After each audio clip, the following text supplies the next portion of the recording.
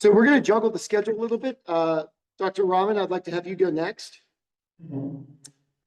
And Dr. Rahman is an assistant professor of engineering technology and also a senior personnel member of the AI-SDM grant.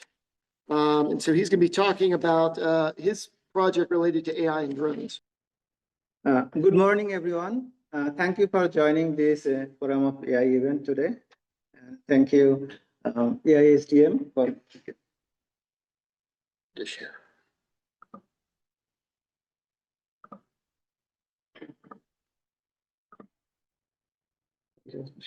Yeah, I did turn the share. So this AI-SDM institution focuses on societal decision making using AI, and it focuses on use case of AI. So one of the use case of AI is wildfire management. Okay, and a lot of research has been done how we can use AI to better manage wildfires. But AI models are as good as the data is. Okay, so if we don't have good data, then no matter how good your AI model is, it doesn't work. Okay, so even if we have those drone and AI models outside, but they are not used inside Navajo Nation. So to use those models here and train those models using our own data, Navajo Nation data, I focused on doing research on this area. And since my background is not directly related to this field, like in AI and wildfire management, so what I did here, I did a little bit literature review, and so that we get a best case scenario, then we can take help and collaborate with institution, AI-SDM Institute, and because this AI-SDM Institute has two main tasks. One is public health, the other one is disaster management. And we are very lucky to have today here Dr. Robin Murphy, who is leading the, he's a professor, emeritus professor of Texas A&M University, and he is also a keynote speaker today. And so our goal is to collaborate with the Disaster Management Trust and establish some projects here. So here, I will not follow the, I'm going through the slides. So I wanted to cover today like the basics, very basics, like what is wildfire and how wildfire is managed. And then what are the limitations or challenges if we do manage wildfire using traditional method, then how can we, how drones and AIs are used for wildfire management. Then I'll talk about some challenges, and the most important thing is what is our future direction. So how we can establish some research project at Navajo Technical University, and we can collaborate with the excellent team of the AI-SDM Institute. So here, two wildfire cases here. So you see, this year we have faced a number of big wildfire in the Navajo Nation. So one is Breeze Creek fire. So and the other one is here Oak Ridge fire. So these wildfires, we all know what is wildfire. It's an uncontrolled fire, but wildfires can be caused by two reasons. It could be a natural reason cause, and it could be a human cause. So this Breeze Creek fire was caused by natural reasons like lightning strike and exacerbated by dry and windy conditions. But this Oak Ridge fires, even though this fire burned more than 10,000 acres, was considered it was caused by human reasons.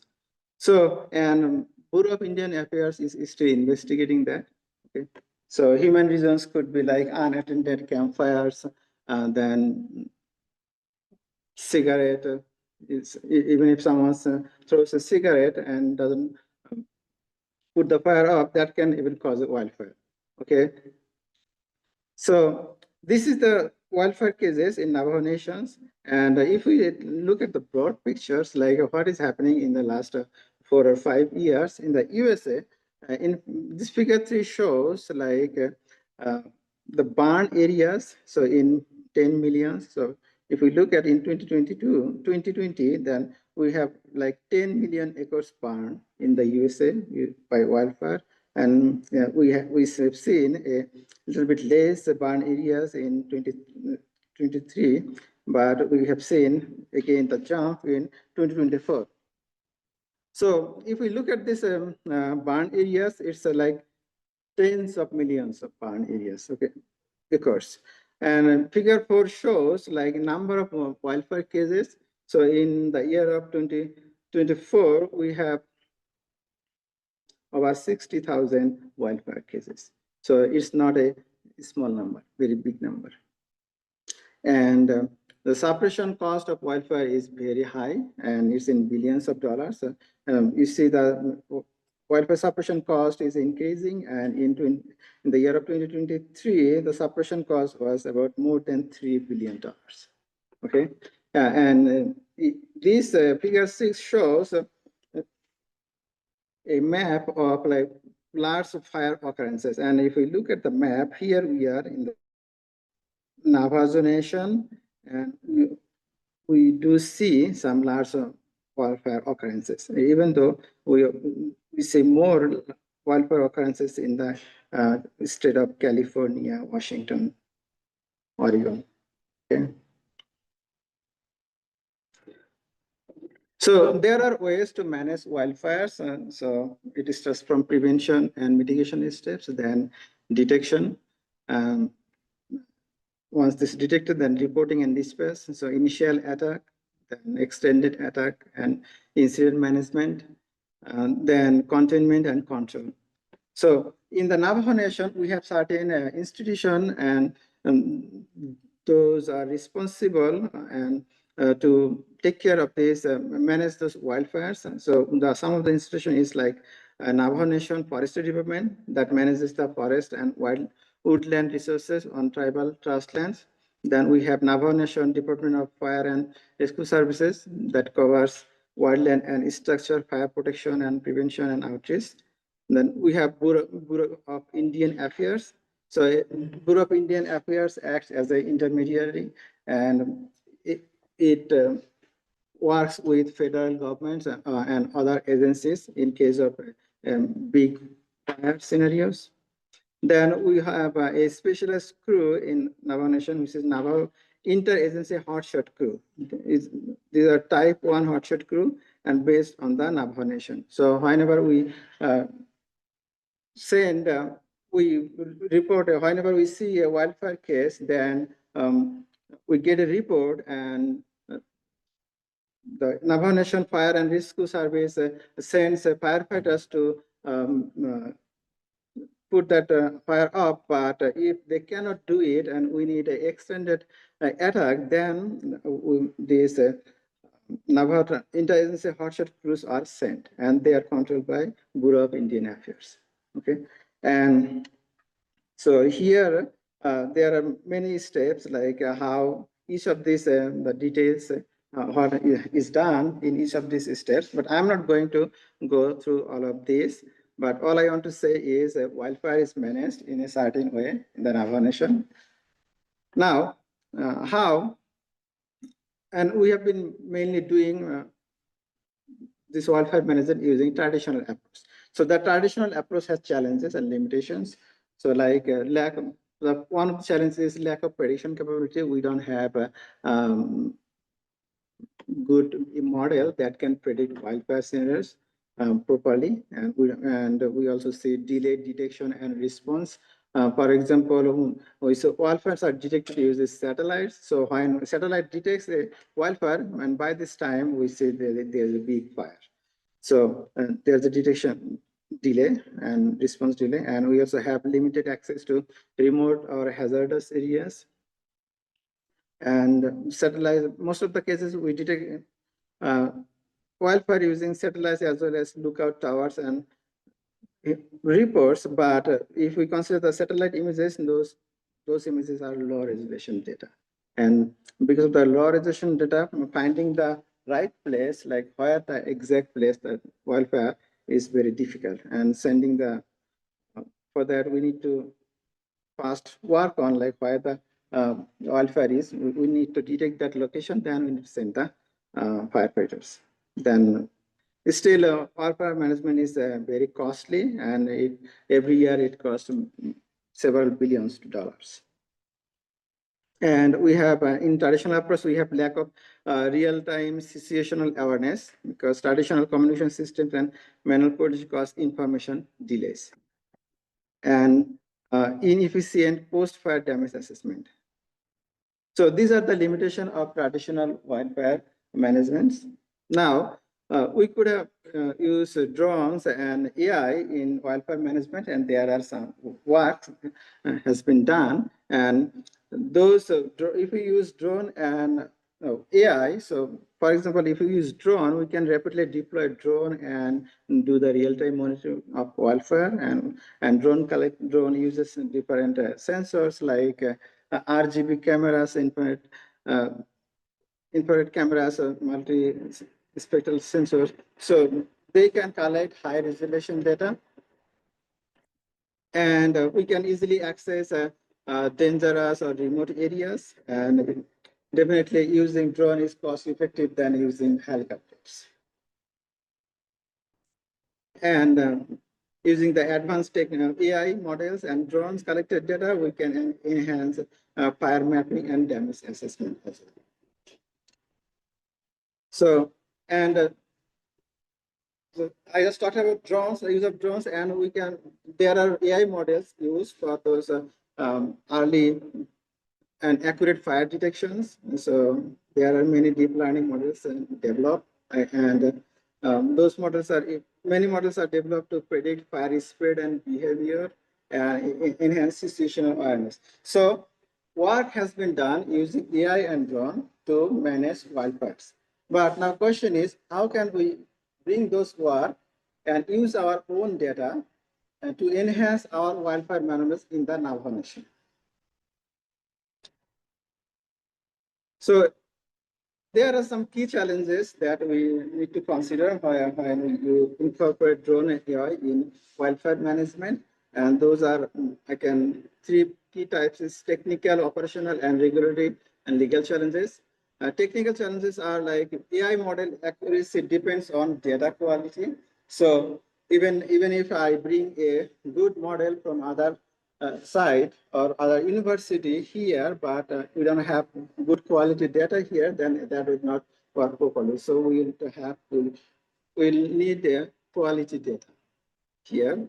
And limited edge computing power. For example, if you want to do real-time monitoring and detection of fires, so we need to send edge computer with drones. So, and those edge computing power is still limited. It's one of the limitation, and connectivity issues. Sometimes during wildfire, cell phone networks doesn't work and GPS doesn't work. Then there are some connectivity issues. So operational challenges. So during wildfire, for example, FFA or Bureau of Engine Officer for example, they can send air tanker, but at the time we cannot send drone. So what happened last year in California wildfire?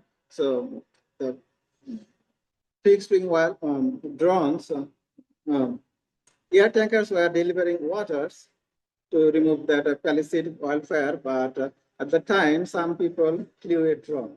So they hit together and that air tanker was hit, okay? So those kind of things we need to avoid in case of those scenarios. And definitely we will have data privacy and sovereignty issues here, especially in tribal lands, because if we want to develop AI model here to better manage wildfires, we need to develop quality data here. When we develop quality data, then we need to consider like data privacy and sovereignty. So like here, for example, we developed one wildfire data set in the Navajo Nation scenario. Now, question is who owns the data? So how we can use it and what are the legal ways to do it. Okay? So these are the challenges we still face here. And another one is liability issues. For example, we fly a drone and drone somehow crashes and someone gets hit. Who is liable for that? So how we can take care of these issues. So there are many challenges, but definitely we can work through this and we can find a way to overcome those challenges. So we have AI models and drones technologies available. We have challenges available, but now question is how, even though we have all of this, how can we go forward and we can do something here so that we can use it in practice, okay? So here I propose 4 future directions. So first one is develop a high quality, balanced wildfire data set for the Navajo Nation. So here we'll be compile, curate, and annotate a comprehensive data set considering drone imagery, thermal data, multispectral vegetation indices, topographic profiles, and historical wildfire records. So this is one project. So we can do a lot of work here. So once we have a quality data, then we can develop a AI model and use that AI model to better manage wildfires. We can also create a drone-enabled AI model for wildfire occurrence predictions.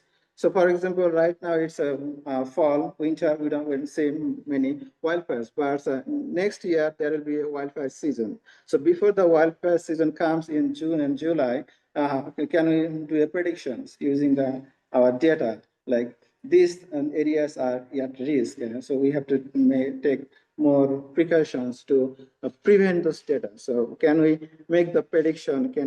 So this is another project. I'll be working on this project so that since wildfire is compressive, it costs billions of dollars for the suppression. We don't even consider the loss of vegetation and damage of infrastructure.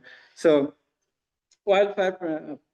timely wildfire prediction would be very good work for us here. And then third one is develop a real-time drone AI wildfire detection system. So even if we do those predictions and people are doing it, but still we see wildfire.